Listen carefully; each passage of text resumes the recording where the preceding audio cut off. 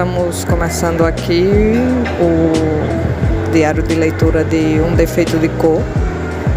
A Mel Ferraz, do Literaturice, propôs agora no Clube do Livro dela que entre os meses de outubro e novembro fosse lido o livro Um Defeito de Cor, que é da escritora brasileira Ana Maria Gonçalves, que foi eleita nesse ano de 2025 para ocupar a cadeira número 33 da Academia Brasileira de Letras. E agora, nos primeiros dias de outubro, a meta de leitura é chegar ali pertinho do capítulo 3. E esse primeiro momento do livro, a gente pode perceber que a autora fez um estudo bem profundo sobre a questão do tráfico transatlântico de pessoas negras, da diáspora negra, e aí a gente percebe que Ana Maria consegue, de uma maneira literária, fazer com que um momento tão importante, tão marcante da nossa história consiga ser expressado através da arte. E aí, mesmo que as partes sobre o racismo, sobre o sofrimento das pessoas pretas, principalmente nesse, digamos, translado, né, entre África e Brasil, a violência física, psicológica, a gente também sabe que nos navios era comum que um espaço que, sei lá, por exemplo, cabia 500 pessoas, havia muito mais de 500, né, sei lá, 2.000 pessoas. Então, tudo isso é retratado na obra, mas uma coisa que me deixou muito feliz durante a leitura é como a cultura de África é representada, porque é muito difícil a gente encontrar livros que valorizam a ancestralidade, a religiosidade em África de uma maneira tão verdadeira e tão bonita.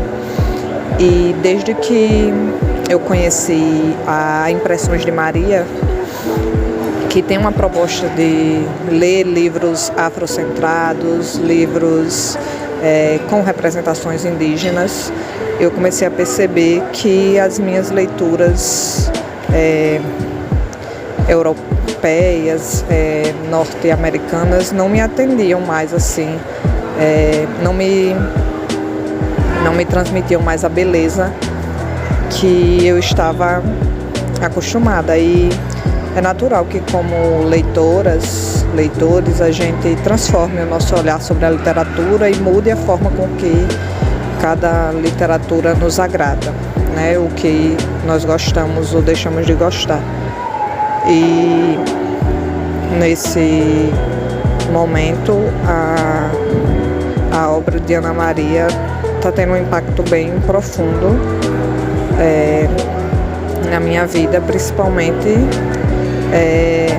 por conseguir perceber que a autora conseguiu retratar textos acadêmicos que a gente, conhecimentos historicamente produzidos que a gente estuda principalmente na academia, de uma maneira, em uma linguagem literária. Então, as minhas primeiras impressões são muito positivas pela obra. Não é à toa que é uma obra premiada. E eu fico feliz de a Mel Ferraz ter proposto essa leitura, porque era um livro que eu queria ler há muito tempo e ainda não tinha tido a oportunidade de iniciar. E ler em um clube do livro muda totalmente a experiência, né? Então, o objetivo é ir aos pouquinhos gravando as minhas impressões sobre a obra e, no final, conseguir relacionar melhor essa obra de ficção com os estudos sobre África que eu vi durante o curso de pedagogia, porque eu acho que isso pode auxiliar muito nas minhas propostas de educação para tratar sobre a história africana e afro-brasileira.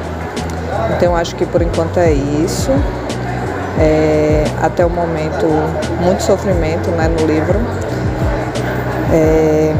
A nossa protagonista já está no Brasil, já passou por todo o processo de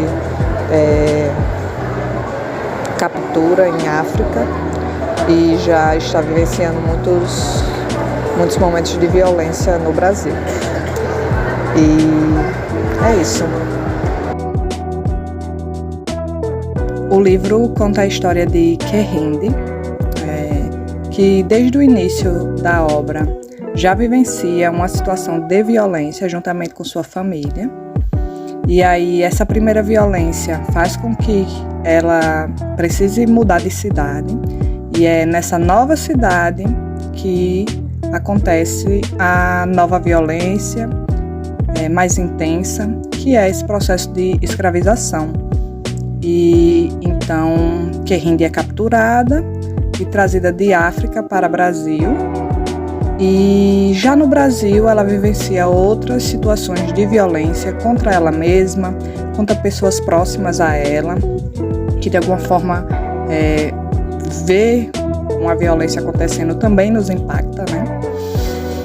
E eu acho que a autora ela é muito feliz na forma com que ela descreve e conta todo esse processo, né? Porque, como eu já disse,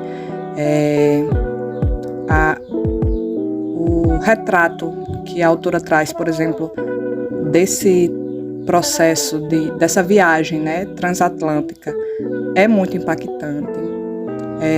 Os momentos, digamos, mais leves, bem entre aspas, né, que é a atividade de ser uma preta da casa, né? Eu acho que esse é o termo que ela usa, que são aquelas pessoas escravizadas que não trabalham na lavoura, que não trabalham em atividades tão braçais, mas sim servem a casa grande. Então, Kehinde, ela vira meio que a irmã, entre muitas aspas, né? Ela é a companhia da Sinhazinha, que seria a filha dos donos das pessoas escravizadas, né? Donos entre muitas aspas. E aí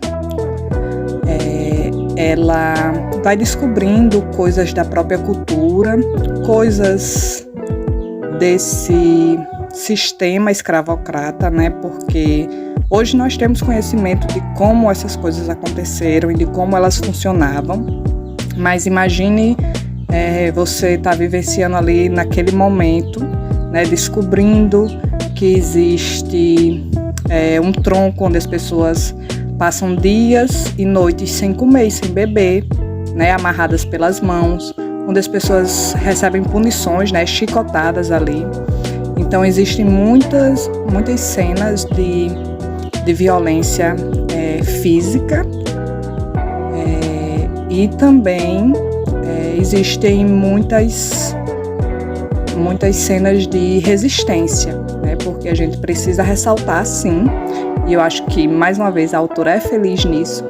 Ela ressalta que as pessoas em África e de África não aceitaram simplesmente, né, o destino. Não chegou o homem branco e disse: vocês agora são minha posse, e as pessoas simplesmente aceitaram numa boa. Não.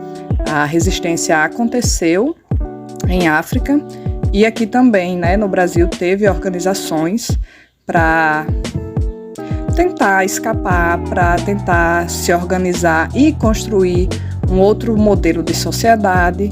Então, a autora também retrata isso. E a gente vê tudo pelo olhar da protagonista. Então, é bastante interessante a gente perceber como a inocência de uma criança observa todo esse processo, né? Porque a nossa protagonista é uma criança e ela vai crescendo decorrer da história. E não só a protagonista tem muitas características e muitos detalhes e uma personalidade bem construída, mas todas as personagens ao redor também têm suas personalidades e suas características, o que torna a história ainda mais rica.